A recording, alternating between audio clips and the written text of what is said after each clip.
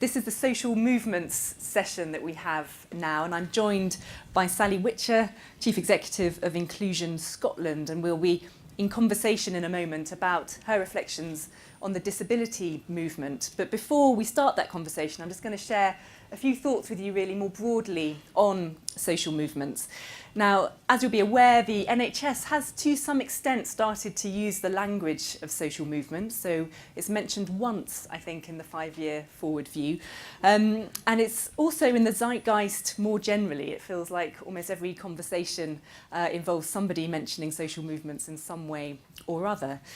And it also seems that sometimes the language of social movements is used to refer to general community building activities or large-scale behaviour change, things like getting people to eat more healthily. But we also know from the history of social movements that the importance of people fighting for basic rights and for their voices to be heard. It's also clear how for many social movements change can take a very long time indeed, and that progress is hard won and easily lost. And at a time like now where there are increasing pressures on public resources, the stakes feel even higher. We've been involved in an NHS England programme on social movements and health with NEF and the RSA, and as part of that, last September we published a report that we hoped would shed a bit of light on what do we mean by social movements, what do they look like, and we came up with this. So it's using the language, the letters of Empowers. It really sets out some of the principles, or if you like, the characteristics of social movements. So things like their importance, that they empathise, that they mobilise, that they pressure systems from the outside, they orbit around them, that they change over time. They're sometimes ebbing and sometimes flowing. And this sense of raging and roaring, which I think is really important. And lots of the people that we spoke to when we were doing the research, really for them actually that sense of raging and roaring was the most important for them of all. And actually it was in one of Sharon's Genetic Alliance events that just happened, I think, last month, where one of the participants put it, I think, very powerfully indeed. She said, "You need to get to the point where you are so exhausted by the problem that you're willing to dedicate everything to a solution." Desperation, indeed.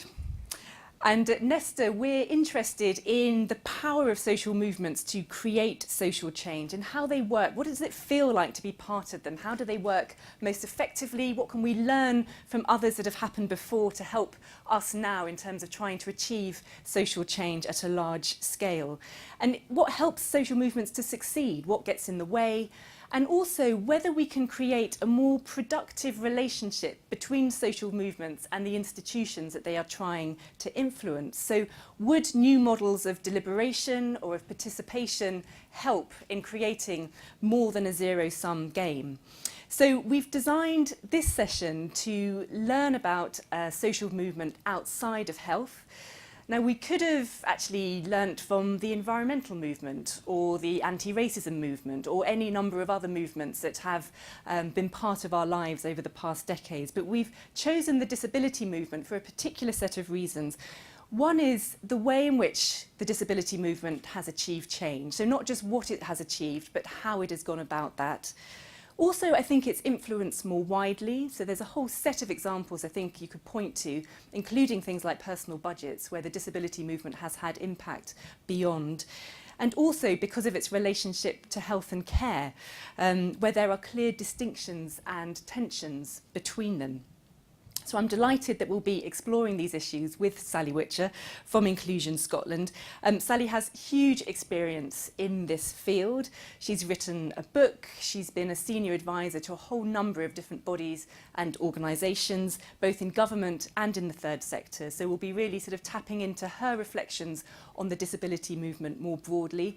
I was also lucky enough to work a few years ago with Sally when the Cabinet Office was engaging with disability, and she gave us very, very sage advice indeed. So I think we'll all have a lot to learn from her.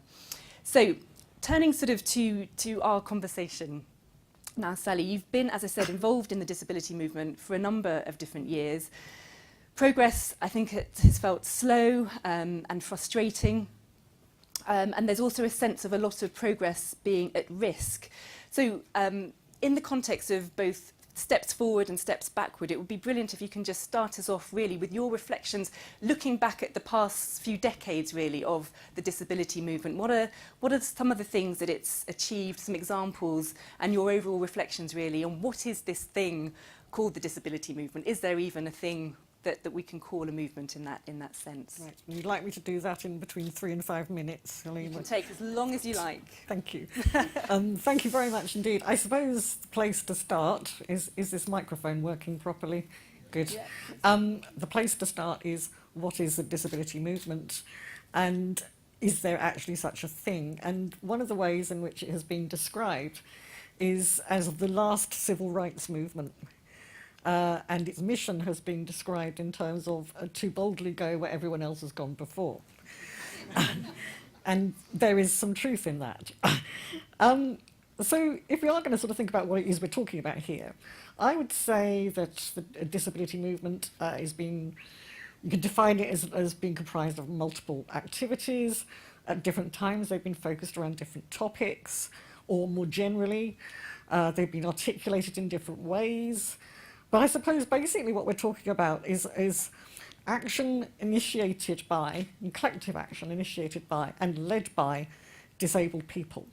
And that it's bottom up, it's not something that's top down, it comes from communities, from the grassroots. Now one of the challenges I think we have is that although that movement is relatively new, there has been a lot of activity in the space of disability going back centuries. Led by big charities, which were not led by disabled people and which are still very much around. And it's not to say that these organisations don't do good or useful work, but, and there are often people involved in them are obviously very committed and well-meaning, but there can still be occasions when people from these organisations speak on our behalf, that talk about our experience of what it's like to be a disabled person. And these are non-disabled people from organisations not led by disabled people who do that. In a way, I think, which would be really quite strange and unexpected and unacceptable if that were applied to other equality fields. So people might find it a little bit odd if a white person started talking about what it's like to live as a black person, you know? Or a straight person talks about the experience of being gay. But for some reason, when it comes to disability, that doesn't seem to apply. In fact, there can even be a suspicion that actually non-disabled people would probably do a rather better job of it than disabled people, the poor dears. Now, I'm characterising here, but I think that this is sort of some of the starting point that we need to engage with, because like any movement, we need allies. But one of the challenges for us is that potentially very powerful allies have perhaps in the past, unwittingly, not meaning to be, have in fact been our oppressors. And so there's some challenges here about how we renegotiate that relationship so that it's one of equal partnership and where the authority and legitimacy of disabled people to speak for ourselves is acknowledged and supported. There's also challenges here around the medical profession. At the risk of offending everybody in the room, please bear with me. I'm sure I'll have achieved that by the end of this talk, but wasn't going to do it in the opening few minutes. There is, again, a history here of medical professionals and others controlling our lives, of disability being seen as a medical condition, as an impairment, and something that has to be treated or cured. People who have impairments or health conditions need to be adjusted to fit in with how society currently operates. And again, there's some challenges here about renegotiating relationships, and I think there's quite a bit of discussion about that already today. And it's about how do we do that in ways that are going to be, you know, the challenge of feeling very, in some cases, very disempowered. The raging and roaring. Raging and roaring, in my experience, can elicit huge defensiveness and cause people to block their ears and not listen, to alienate, when actually what you're seeking to do is to persuade. So there are challenges about how you channel that anger into ways that are going to be effective, how you build relations with people who you need on your side, but you do it in ways that do not lead to you becoming incorporated, and those people who have the power using that connection to assert it yet again. So I think there's some very particular issues around the disability world. And perhaps it's fair to say that more than other movements, equality movements, we have had to fight for the right to our own voice, to have it heard, and then to have it taken seriously, perhaps more so than many others. And it can also be the case that sometimes it's families, carers, who themselves can present the biggest barrier, who speak for us. And again, their perspective is absolutely valid. It's not to sort of diminish that. But the perspective of the people themselves, the disabled people themselves, that is not necessarily going to be the same. And it's about how do we, again, find ways of hearing that voice. And there are issues there around access, how to run an accessible event, accessible toilets. Recent experience here, won't go into that. Strange concepts of access and what accessible means. So I think that's sort of some of the sort of, if you like, reflections in general about the nature of the movement. But it's also to say that I think what's happened is that increasingly, it's almost like the business case, the value of hearing that lived experience has begun to be acknowledged. Certainly it has been in Scotland, and I would just say that that's where I'm based, and that the environment up there is much more receptive and much more keen to engage and to hear, and in all sorts of ways, which I can say more about if people find it interesting later. But it is, you know, there are, I suppose it is about this sort of challenge, and how do we get our views across in ways that either, and an environment perhaps which either sort of positions you as you're marginalised because you're nasty, shouty, and you will go off and chain yourself to railings, or you're our pals and you're part of this and you're implicated. And is there a space in between, which is the space we probably want to exist or to operate on, where we can really be heard as equal partners? And whether we need, within the movement, players who are doing all of those things. So those that are closer to government can say, right, you really don't want to do that, you know? Because if you go and do that, that lot over there, they're going to go and chain themselves to railings, and you won't like that. So, you know, it is about how we work together and how we remain united, because, of course, there are tensions within the disability world too. There are real tensions, you know, about people being too close to government, or, you know, not, or being too angry and sabotaging what could be useful relationships. So, like any movement, there's all sorts of stuff going on within it, as well in terms of how it relates and the manner of its relationships out with that movement. Brilliant, thank you. And I guess sort of thinking back to moments in your career where you have felt there has been a step forward, where you felt there's been a sense of breakthrough or progress, are there any sort of reflections on what it was about that moment that helped? What was aligned? What helped move forward? I think there are all sorts of things. Part of my background was as a senior government official, and seeing it from that side of the table. I mean, I was lobbied by people like me now, so I've kind of seen it from all angles. And sometimes it's to do with timing. I used to think of it in terms of what you're looking for is a fortuitous alignment of planets. So you just need all these things in a row, and if you can spot it, and the opportunity is there, you can pick down that thing you want to progress, and you can run with it very fast and get somewhere. But if you don't get the timing right, those planets will have moved on, and other things will have taken that opportunity away. So there's a bit about that. People talked earlier about persistence. Yes, it's definitely persistence. So, for example, the Disability Discrimination Act, I forget how many times that was brought to Parliament and booted out. And then finally it got through, and it may just have been because by that point, oh my God, not that again. You know, let's just pass it and get on with it. You know, there was this sense of, but we kept plugging away and just would not let it go. And I think that's also been part of it. But I suppose it's also to do with kind of the catalyst, what starts this off. And in the case of the disability movement, it was, I think mostly you would say in the 60s in the States, individuals who suddenly thought, hang on a minute, this isn't right. And it was helped perhaps within the environment of veterans from the Vietnam War, and lots of sort of stuff around that. Because it's also very much about the nature of the environment in which you operate. You can be incredibly sophisticated, actually, in your tactics and what you do, but if you don't have a government or professionals that really want to engage, then you're not going to get anywhere. Or if you are going to get somewhere, it is just going to be through sheer dogged persistence. Sometimes you can reframe things so that it looks like it's going to meet their objectives, or is aligned with what they want. More often, they will take your language and use it for their own purposes. And I suppose where there have been successes, let's just think about that, because we also need a bit of a reality check here. Because where we are right now, yes, disabled people do have human rights, and that was real progress. But do we have them in day-to-day life? No, we do not. Can we participate fully? No, we absolutely cannot.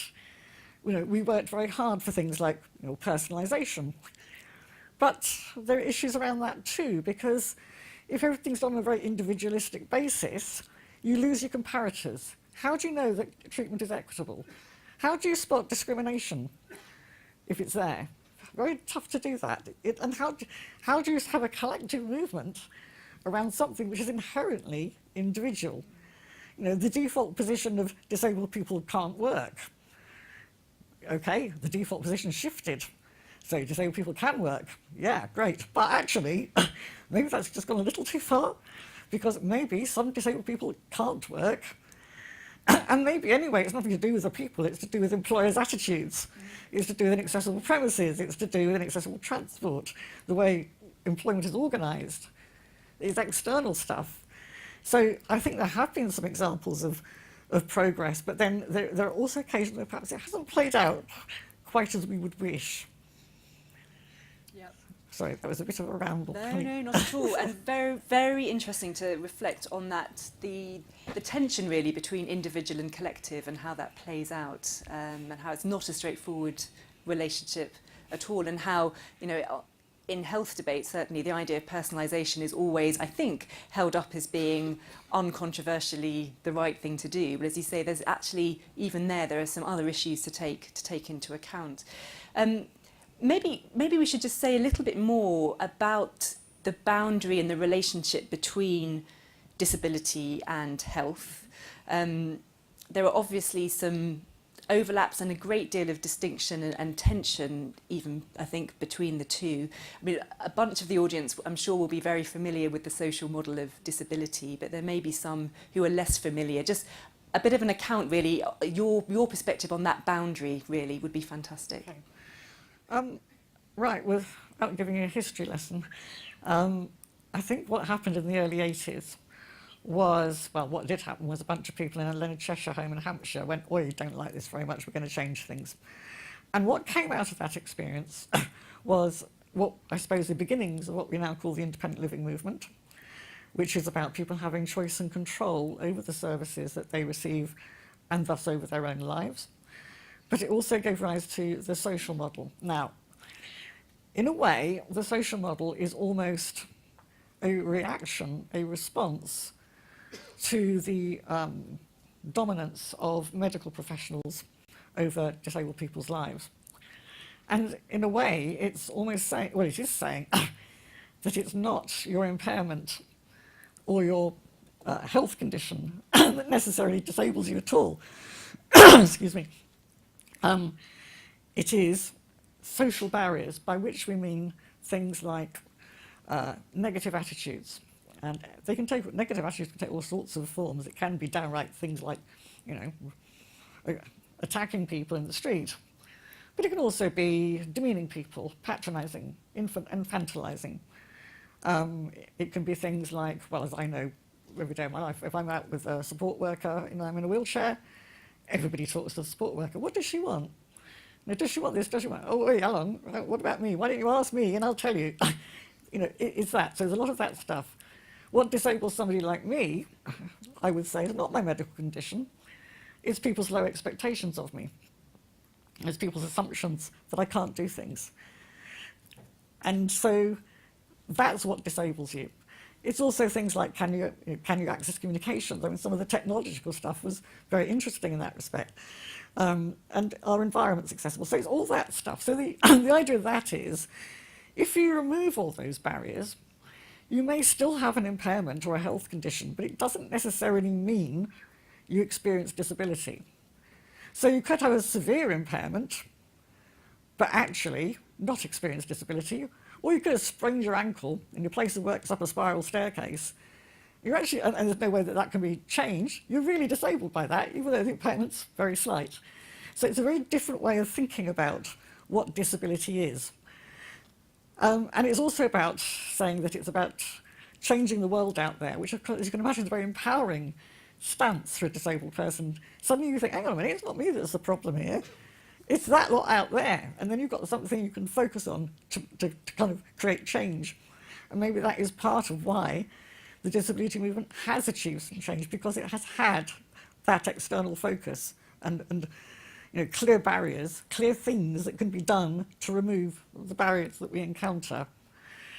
So that is the sort of, if you like, the opposite to the medical model, which is about, instead of adjusting society to accommodate us, it's about adjusting us through treatment, etc., cure, whatever, so that we fit.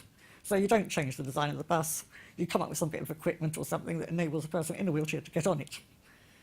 It's where you focus your time. And it has very different implications for what you do, depending on how you understand it.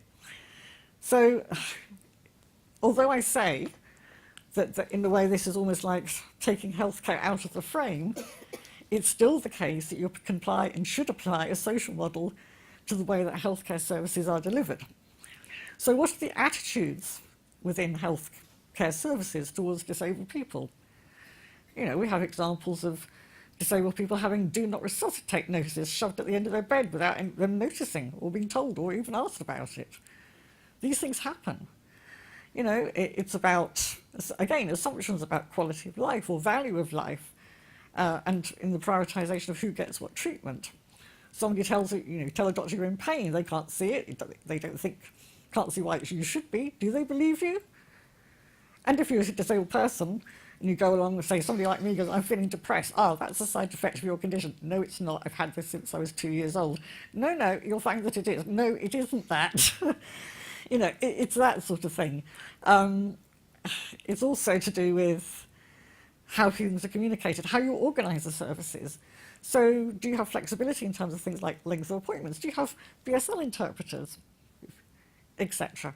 So that's where, again, it starts to come into the healthcare thing. And it's about how, in that context, because I think these, as we talked earlier, I said earlier, about renegotiating relationships, given the starting point for the disability movement and the social model and what that says about a reaction against the attitudes you find in the medical field, it's a very big challenge indeed, perhaps the biggest challenge in some ways, to renegotiate those relationships to one of equal partnership. Brilliant. And maybe let's it's nearly time for questions, but move to Scotland. So I think you've been living in Scotland for, I think, more than 15 years now, living and working there. Yep. Can you give us a sense of how this is playing out in Scotland, and anything that those of us who don't live in Scotland should be aware of, any good stuff to share? It's a very different environment, and I say that having both worked down here in the Westminster government from the inside, and also been involved as Director of Child Poverty Action Group, and previously as Campaign Worker for Disability Alliance, in trying to kind of campaign from the outside. So I know a bit about how things work down here, and I know a bit about how things work up there for the reasons you've said. And the environment is very different. There is a strong commitment to human rights. There is a recently published disability a delivery plan around the UN Convention on the Rights of Disabled People. organisations like mine, which is a user-led organisation, as in led by disabled people, we get funded to go out and find out what disabled people think and then feed that into policy. And we have an understanding from the Scottish Government that what disabled people think might not always be frightfully complementary to what the Scottish Government wants to do. And there's an understanding there, in contrast to some of the almost like gagging measures we've seen here, which says that organisations funded by the government cannot criticise. So there's a very different kind of approach. And there's some very particular examples of things. For example, in the case of health and social care integration, which is pretty well advanced in Scotland, there are things built into the legislation about having people who have experience of services and carers on integrated joint boards. There's quite a lot about locality planning and the involvement of the third sector, and a real emphasis on an engagement of the people who use services. Now, all that is great. Whether that's actually happening on the ground, because everywhere, and Scotland is no exception, there is a gap between the rhetoric and the reality, and this isn't an exception. But the intentions are there, and for example, we're going to get devolved social security powers.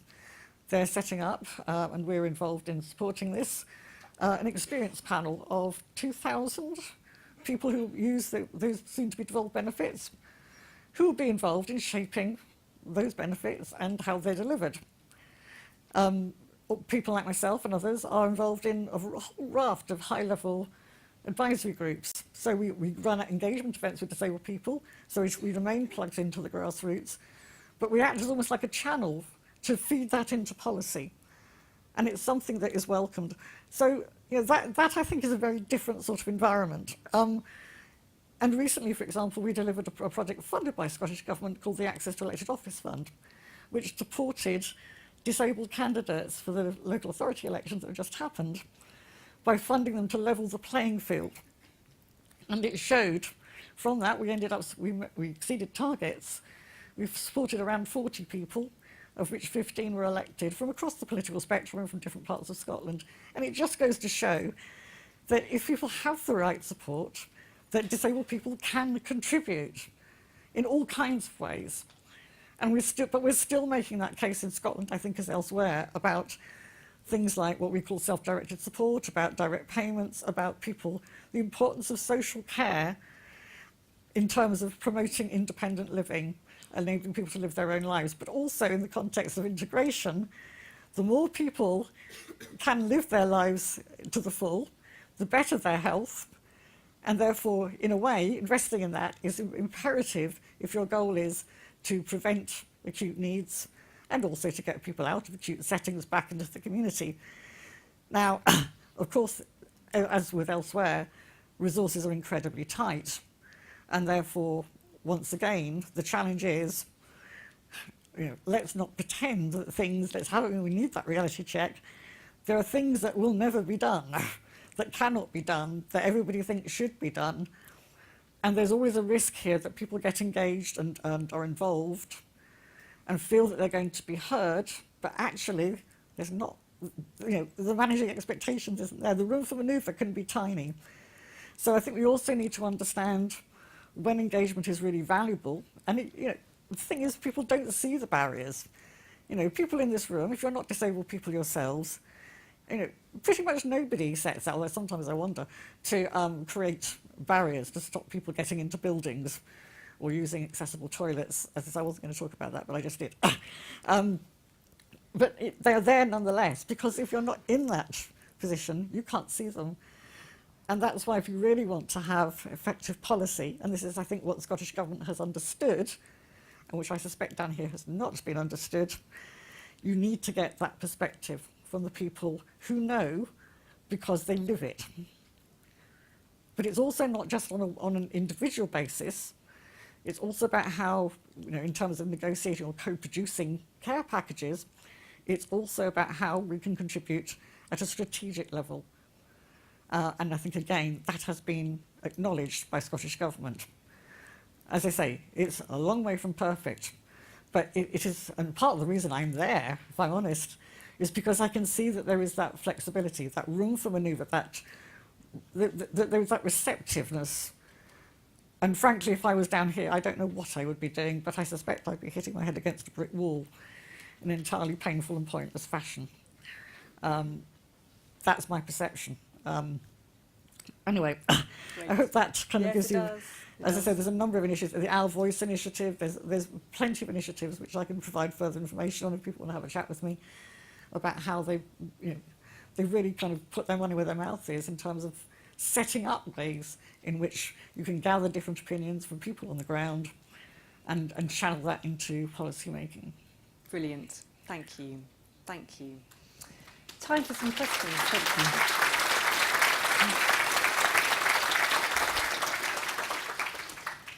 So we have some time for questions. Who would like to ask one? There's a gentleman here. Microphone will reach you. Anyone else while we're gathering hands? Yeah, great. Shall I go? Yes, go for it. So hi, I'm Jussi from Ooh, sorry about that. Club Soda. We're a mindful drinking movement. It was good to hear about the disability movement, because I think we face similar things. So we are people who want to drink less alcohol or none at all. And we hear all kinds of horror stories when people meet the public services, not dissimilar to yours.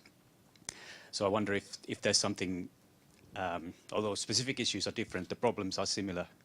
So is there something we should do together to go and talk to the public services and say, listen, you have to listen to the people?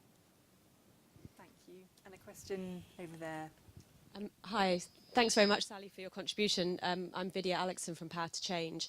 I was interested in your thoughts of how we're an independent charitable trust, how funders and other institutions can support social movements without taking them over. So how do we respect their kind of self-governance?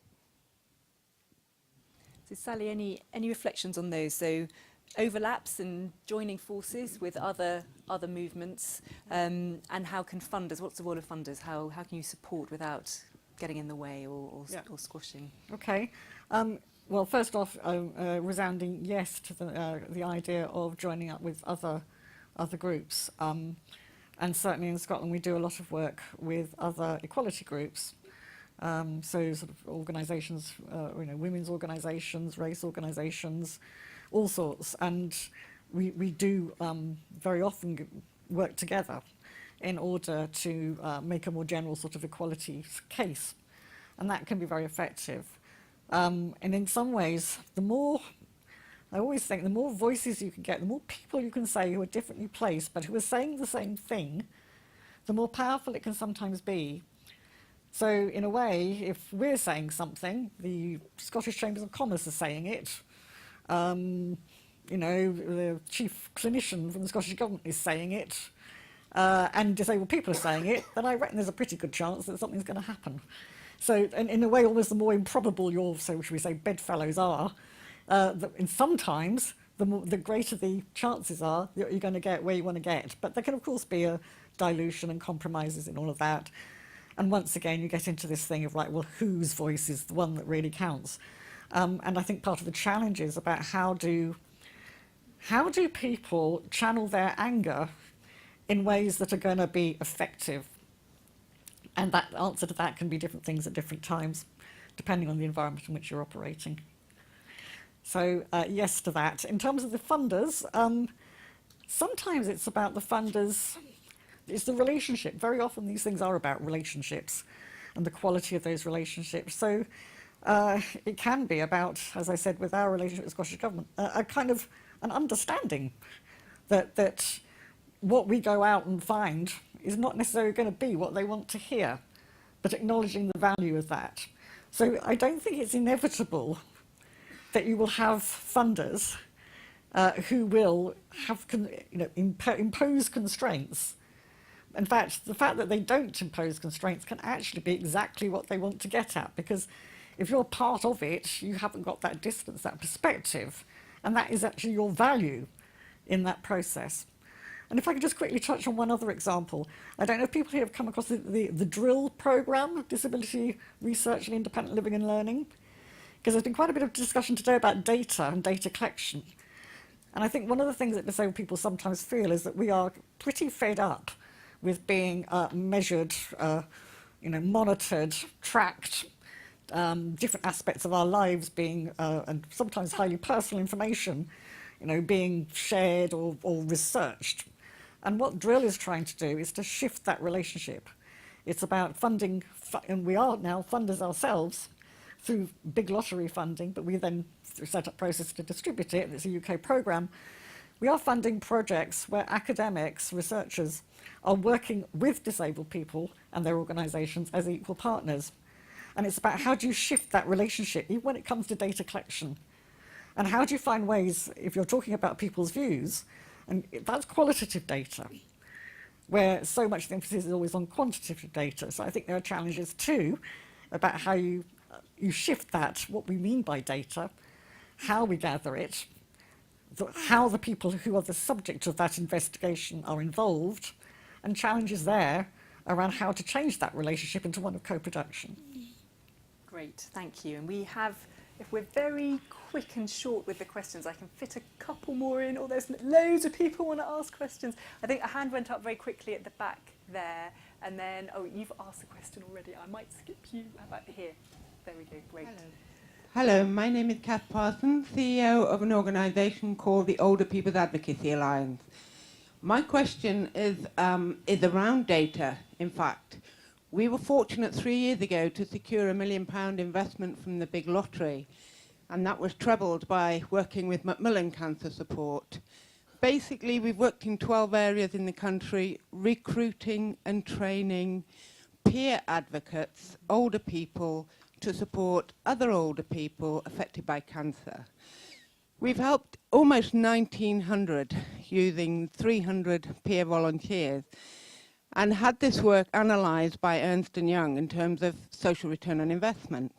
We have some fabulous results. We return somewhere between 6.2 and 8.6 pounds for each pound invested in advocacy. Now, my question is, how do we get health to invest in peer advocacy? We now have all this evidence. We've been years collecting it. How do we get health to listen? And the question here. Is there someone with a question? Yes. Is there a microphone to this lady up here, please? Thank you so much for sharing your very valuable insights. My name is May Satane. I'm from the University of Kent, and my research is in corporate social responsibility.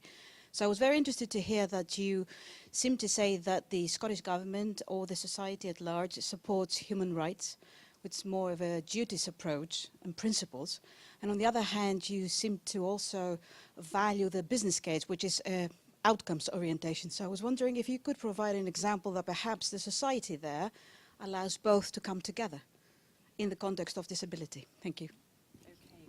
I'm afraid, Sally, we're sort of basically out of time, so sort of immediate responses or thoughts on either of those two. My first response is to the question of how do you get health to take peer advocacy seriously. God, I wish I knew the answer, frankly, because if I did know the answer, we'd all be out there doing it, I suspect. It's also about peer support, and I think one of the, if you like, tragedies at the moment is that so many of the centres for independent living, user-led organisations that are precisely there to provide people with peer support are folding because contracts get awarded to the big companies. So I don't know the answer, but generally I think it is about trying to demonstrate how that provides value to the people you're trying to influence. And how it improves health outcomes. I mean, in a way, maybe that's starting to lead on to a bit of the sort of the business case that I was talking about and was raised by the other questioner. I don't see a business case and human rights being necessarily different or in conflict. There may be a different language to talk about how you make a case for human rights. And it is about the value of people, disabled people, what we can contribute with the right resources. As well as the kind of social justice. Do we really want to live in a society where people have to depend on food banks? Are we all really comfortable with that? Because if we are, then I think that, there's that, the moral argument. There's also the resource argument.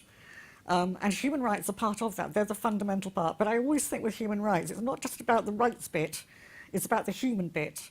And sometimes for disabled people, it's about demonstrating our humanity before we can then claim our rights. And concepts of what's normal. We are not Paralympians. Well, some of us might be, but most of us aren't.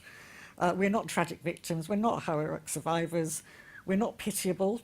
We don't always welcome compassion. We do welcome empathy. But what we are, in fact, normal. We are normal people. And how you get that across, is I think, a really big challenge. And that is also part of the renegotiation of relationships. So I may not have answered your question, I suspect, or in fact, either question. I like to be consistent. But I think that's probably the best I can say, that there are different... The business case is about making the case in terms of the priorities and the outcomes that the people you are seeking to influence will hear and that will resonate with them. And depending on who that is, there are different ways in which you might do that. Human rights are the foundation on which participation, independent living, and equal citizenship are founded. So I think we're talking potentially about different things that are both important, but they're not. They might sometimes come together, but they maybe occupy slightly different spaces. Brilliant. Thank you, Sally. Thank you for sharing your insights with us today. Thank you very much.